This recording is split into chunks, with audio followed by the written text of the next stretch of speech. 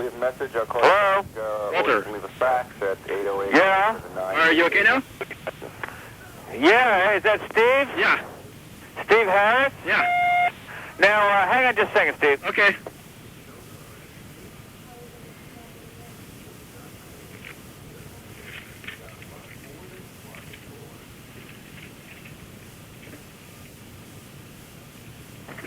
Now, Steve Harris, that doesn't sound Japanese to me. You are correct. I'm actually originally an interpreter and a translator. However, for this particular gig, Rocking On Magazine, which is the largest selling music magazine in Japan, did not have a Steely Dan specialist. I'm not exactly a specialist, but I was basically the only guy who could put together questions to do this gig. So well, great. So it's a kind of a default.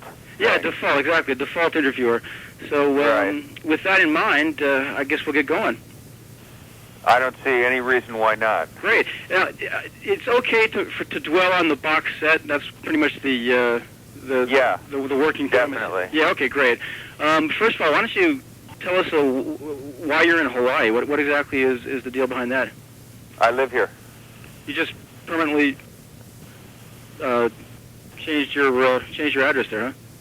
That's right. Oh, okay. And what sort of musical activities have you been pursuing, say, for the past decade or so? Let's see, the last decade. Well, I've produced a number of albums for various people, and I'm in the midst of making my own album. And that's about it. Mm-hmm. What sort of acts were you producing?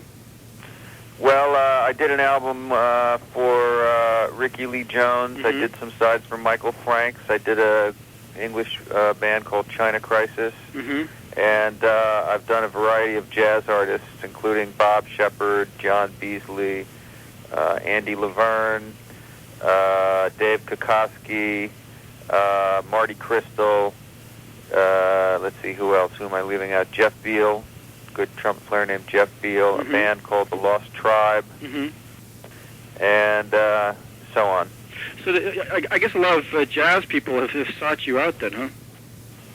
Well, I kind of decided that was an ideal sort of thing for me to be working on because of the kind of music involved and the way it's done. You know, it all happens at once. It's kind of exciting and Mm-hmm. entertaining for me, and it's the kind of music that I've always loved. Hmm. Okay, well, now that we've got some of those details out of the way, do you care to touch briefly on this upcoming record, the solo record? What exactly can we expect? Just the usual songs, sort of songs I wrote. Uh-huh. I mean, who's playing on it, first of all? I'm playing on it. Donald's on a couple of cuts. A couple of guys from the Lost Tribe band. John Beasley, Dean Parks. Does it reflect more the Steely Dan side of Walter Becker, or is it more the jazz producer side, or what exactly can we look forward to? It's an amalgam of various things. Mm-hmm. Would it be the type of thing they'd play on like pop radio now, or is it more? Well, I certainly hope so. Yeah. So it will be. Yeah, no, it's songs with lyrics and that kind of thing. Uh-huh. Pop music. So not genre-wise, not that far from what Donald has been doing. Well, I'll let you be the judge of that when it comes out. Okay, fair enough. Okay, let's get to the Dan then. Okay. You guys have been touring. Yeah, we toured for 6 weeks this summer. And who exactly was in the band? Well, it was an 11-piece band, including myself and Donald, Peter Erskine on drums, Mm-hmm. 3 saxophone players, including Bob Shepard, Cornelius Bumpus, and Chris Potter.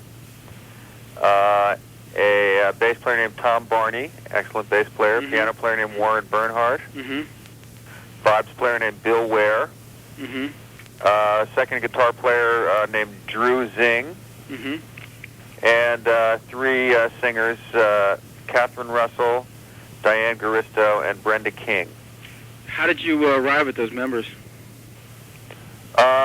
Well, they're people that some of them were people that Donald had worked with in the Rock and Soul Review. Others were people that I had done records with, and so on.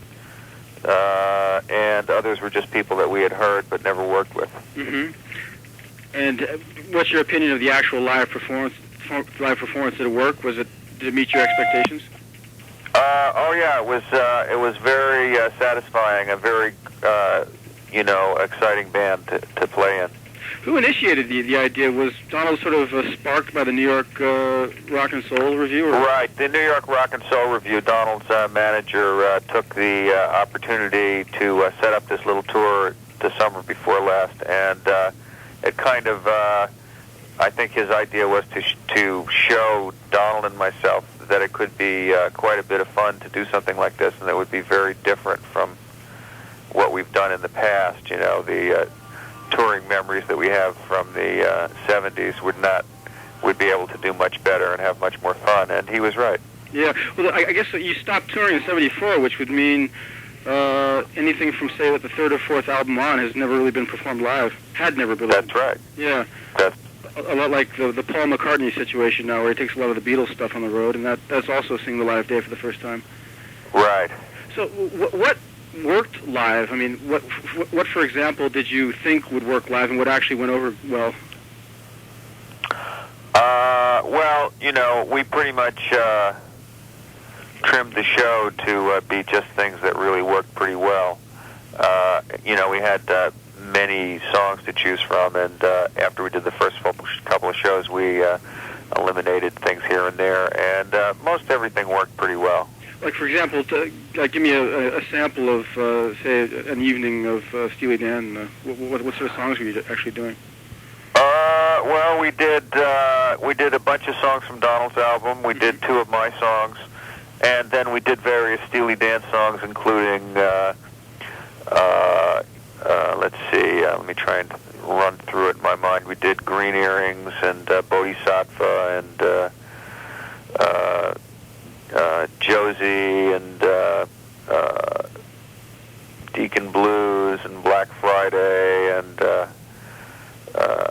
any number of others. Were there consistently shouts for certain songs that weren't on the set, weren't on the list? No. Really? There were so many. We did so much. It was quite a long show that people were pretty well satisfied, I thought.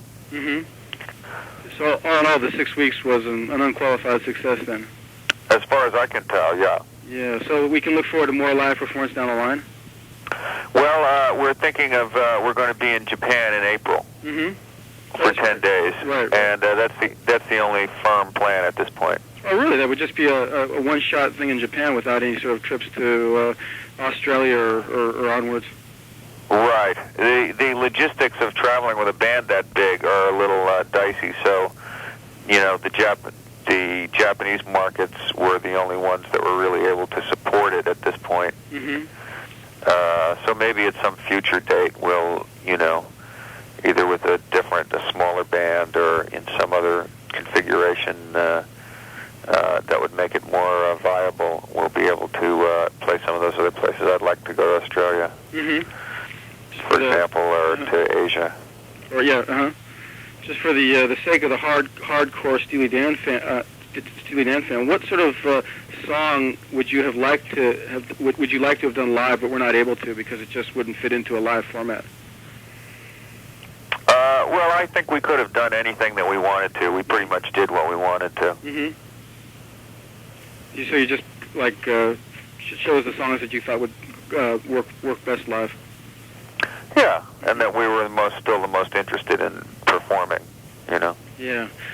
Let's see if I can sort of pick your memory here, because I would imagine a lot of this stuff has kind of gotten lost in the brain cells. But going back, over the individual performances, a lot of people are very fond of the solos. Certain songs had just sort of legendary solos.